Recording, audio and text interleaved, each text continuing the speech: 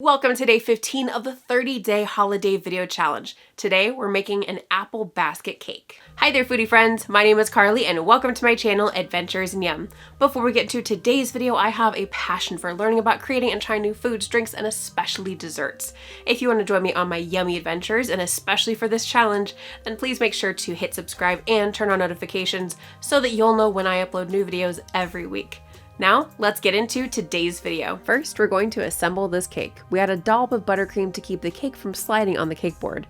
I'm using my Swiss meringue buttercream recipe, which is linked in this video and in the description. Then, we add one 8-inch layer of apple cider cake. My recipe video is also linked in this video and in the description. We add a little bit of buttercream on the cake layer and use an offset spatula to smooth it into an even layer. We use a piping bag fitted with a Wilton 1A tip to pipe a nice thick ring of buttercream along the inner perimeter of the cake layer, and then a second ring of buttercream on the inside of the first one. We then add our fillings and use a spoon or offset spatula to smooth them into even layers. Here I'm using some of my apple pie filling and salted caramel. Both of these videos are linked in this video and in the description. We then repeat this process by adding a second 8-inch cake layer, flat layer and 2 rings of buttercream, apple pie filling, salted caramel, and finally a 6-inch layer of cake. Once we place our top cake layer, it's time to trim the sides of the cake layer so that it makes an upside down basket shape. Put these trimmings in a bowl and set them off to the side for now. Next, we use an offset spatula to spread more buttercream into a thin, even layer on the outside of the cake. This is also known as the crumb coat. After that's done, we pop it to the refrigerator for at least 30 minutes to chill. Next, we apply some buttercream to the top of the cake and we flip a different cake board upside down and place it on top of that. Now, we quickly and carefully flip the cake. After separating the cake from the cake board, we carve out some of the middle of the cake and then add it to our scraps bowl. We're adding more buttercream and smoothing it all over the top of the cake as well as the bottom seam of the cake on the cake board so that there are no gaps. Once we're as happy as we can be with our smooth buttercream, we pop it into the fridge to completely chill while we work on the next step. Now we're going to whip up the apples that will be the lovely toppers to this cake. We start by melting down about 4 cups of Ghirardelli vanilla melting wafers in the microwave in short increments and stirring in between. We add some melts to each well of an apple mold and then either tilt the mold around to coat the individual wells in the wafers and or use a spoon to brush up the sides. Once the first layer is done, we place it into the freezer for 5 minutes, and then we add more candy melts and use a spoon to help brush the vanilla melts on the sides. This shape is particularly tricky to demold, so reinforcing the sides and around the opening is especially important. Once that's done, we place them back in the freezer to completely harden. If this looks familiar, you'd be correct. Making these apples is very similar to the apple-shaped apple cider bombs I made in my Halloween and Fall Hot Chocolate Bombs video. I'll link that video here if you want to check it out.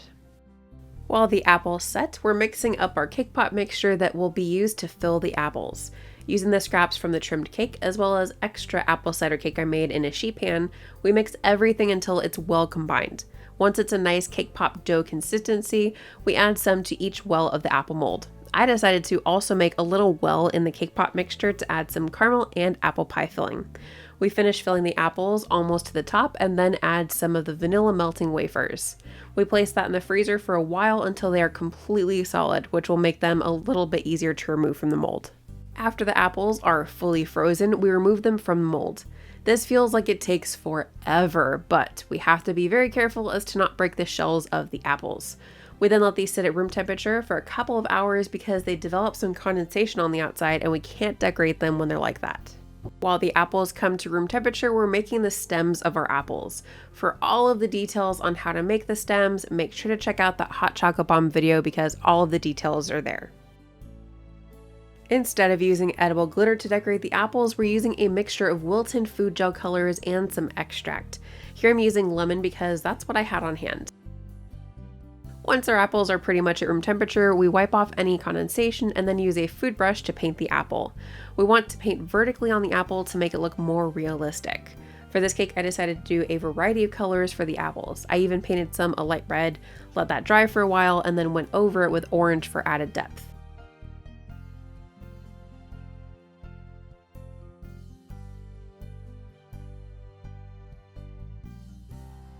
To to add the stems, we use a kitchen torch to just barely melt the top center of the apple, and then use food tweezers to add the stem and hold it in place for a few seconds until it stays. We then roll out some fondant, here I'm using Wilton brand, into a circle as well as 1.5 inch wide short strips and 1/2 inch wide long strips. Now that we have all of the components, let's put them together.